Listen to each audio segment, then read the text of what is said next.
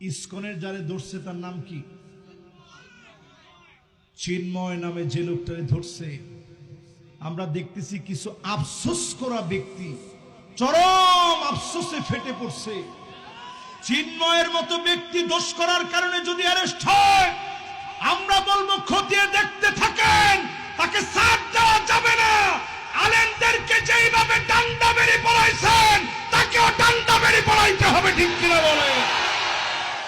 চট্টগ্রামকে যারা উত্তাল বানায় দিচ্ছ, চট্টগ্রামে যারা আমার সাইফুলকে হত্যা করেছ, জবাব দেওয়া লাগবে।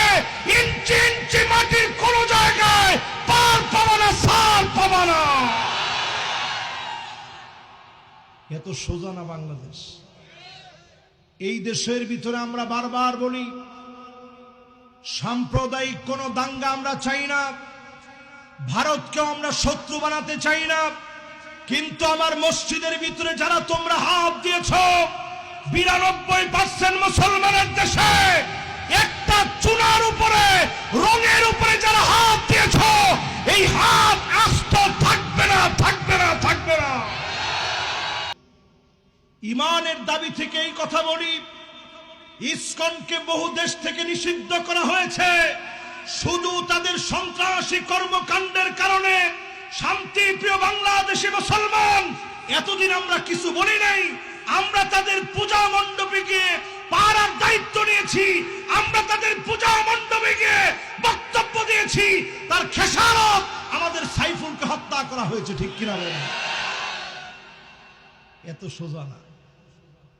আল্লাহ পাক পরিষ্কার আমাদেরকে জানায় দিচ্ছেন, সজাগ থাকা লাগবে। জোরে কোন আল্লাহু আকবার। সতর্ক থাকা লাগবে। কথাটা কার?